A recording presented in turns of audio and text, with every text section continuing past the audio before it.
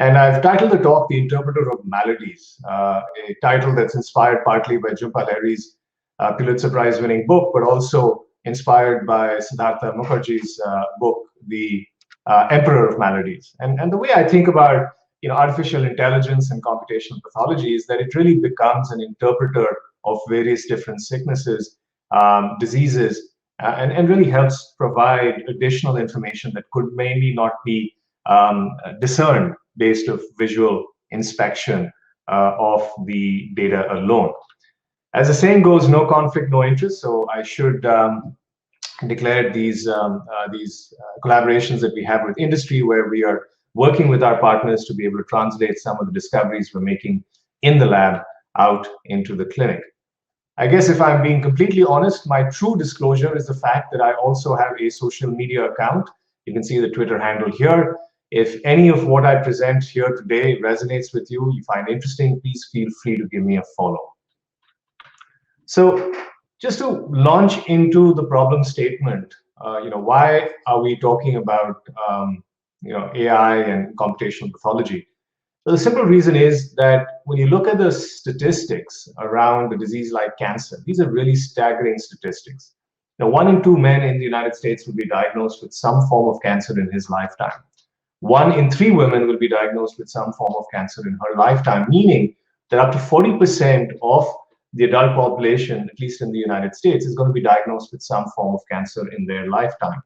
Now, while those are really, truly staggering statistics, when you look at the actual mortality on account of cancer, it's about 600,000 deaths per year. Now, this is not to belittle or trivialize that kind of statistic. 600,000 deaths is still a large number of deaths because of cancer. But when you think about it, there clearly is a discrepancy between the number of people who are dying because of cancer versus a 40% diagnostic incidence rate. So what is the reason for this discrepancy? Well, there are a few different reasons. One is the fact that we've become more aggressive in the way we are going after early detection of cancer. We are more aggressive in the use of imaging for early detection. We know that early detection saves lives because the earlier the stage at which the cancer is identified, the better the prognosis, the better the likelihood of staging a recovery. We have better biomarkers at our disposal. We also have better therapeutics at our disposal. As I'm sure a lot of you are aware, in 2018, the Nobel Prize in Medicine went to immunotherapy, and immunotherapy has really changed the landscape and the way in which we treat cancers today.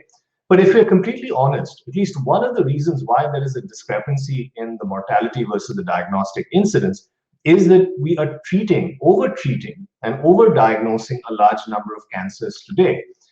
And nowhere is that more true than in the context of a disease like prostate cancer, a disease that affects 1 in 7 men in the US in their lifetime, but only 1 in 40 will die on account of it.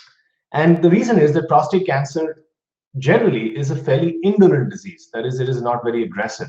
Chances are that if you have prostate cancer, you're going to likely die with prostate cancer rather than on account of prostate cancer. And there's a big difference there. Unfortunately, we still tend to treat prostate cancer very aggressively. We end up treating a lot of men with prostate cancer with surgery. We treat a lot of them with radiation therapy, very aggressive treatments that also subject the patient to some degree of comorbidity, to a certain degree of side effects in many cases, and in some cases there is actually a risk of mortality on account of these interventions. And so there is a big patient-centric aspect to overtreatment, right? Because not only are you overtreating a disease that probably doesn't need to be treated, that could possibly benefit from something called watchful waiting, where you're not intervening at all, where you're just observing the disease. And by not doing that, you're subjecting the patient to a certain degree of harm.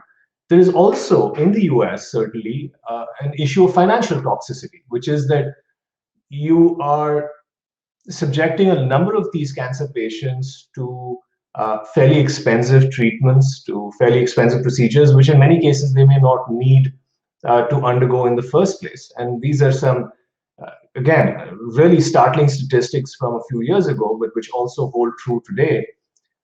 So many cancer patients report being in debt due to their treatment. So many cancer patients report becoming bankrupt because of the diagnosis of a cancer. And so, what I want to talk in the time that we have today is about the role of artificial intelligence and computational pathology tools, not just from the perspective of helping aid the pathologist or the radiologist in identifying the presence of disease, but really thinking of the utility of these tools from a prognostic and a predictive standpoint. So, what do I mean by that? How can we use machine learning and artificial intelligence tools to be able to figure out when somebody does have cancer or does have a disease? Can we find patterns from their pathology scan, from their radiology scan, to be able to identify the risk that that disease will become more severe, will become more aggressive, will progress, will metastasize? Can we find patterns in the data that we're looking at, from histopathology images, from biopsy images, from CT scans, for instance, to be able to predict what their response to treatment might be? And if we're able to do that, if we're able to develop tools that allow us to prognosticate outcome as well as predict therapeutic response, then we have the opportunity to tailor the right therapy for a given patient based on their specific risk profile, which of course is the promise of precision medicine. Now, I want to quickly say that I don't want to suggest that we are the first here to be thinking about this kind of precision medicine approach, or what are called companion diagnostic tools. Now, this concept of developing tools to better risk stratify cancers has been around for a while. Perhaps the most famous tool or technology that exists to be able to identify which breast cancer patients will benefit from chemotherapy versus those breast cancer patients that can safely avoid chemotherapy is the Oncotype DX test. This is a test from Genomic Health. It's a molecular-based test. What that means is it is a gene expression-based test where essentially the tissue specimen in breast cancer patients is obtained. That is then molecularly profiled to create a 21 gene expression-based assay. That 21 gene expression assay provides a risk score. High risk score suggests that these patients are likely to have a progression of the disease and therefore will benefit from chemotherapy. But if you have a low risk score, it suggests that you actually have a lower risk of recurrence, a lower risk of progression of disease, and therefore you could actually avoid chemotherapy. So Oncotype DX has really been a game changer because it has provided a mechanism, a vehicle for the oncologist, for the clinician, to be able to figure out in which patients could you possibly avoid chemotherapy, because chemotherapy is expensive, but more than that, chemotherapy we know will cause deleterious side effects like nausea, like hair loss, and so many other side effects, which if we can avoid, we absolutely should strive to avoid those side effects. So Oncotype has been a companion diagnostic tool that's really helped in the context of breast cancer, but there are challenges and limitations to this test. First of all, like I said, it is a tissue destructive test, so it involves destructive testing of the tissue. It is also subject to what is called intratumoral heterogeneity, because it involves dissecting a part of the tumor and then essentially doing the gene expression profiling on that part of the tumor. And so if the part of the tumor from which you're doing the molecular profiling doesn't actually represent the most aggressive component of the tumor, then you may not really be getting the appropriate risk score or risk assessment for that particular cancer.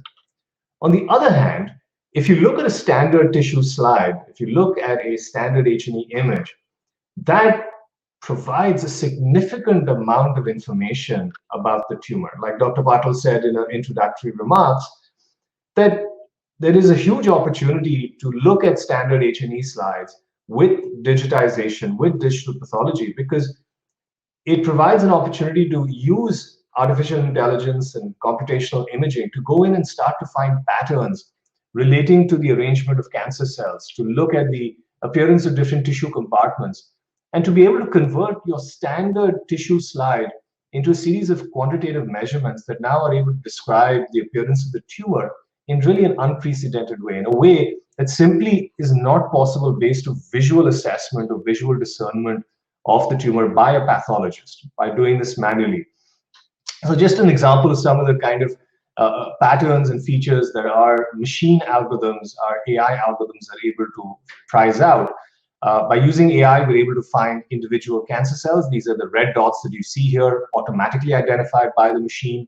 We're then able to use algorithms from network theory and computer science to look at the spatial arrangement and the spatial architecture of individual cancer cells. We're able to also start to look at the textural appearance of the different tissue compartments, looking at the stroma, looking at the epithelium, with the sum result that we're able to convert this very routinely looking H&E slide into a high-dimensional vector that represents quantitative measurements of the tumor morphology, like I said, in a way that really goes beyond what can be obtained by visual assessment of the tumor alone.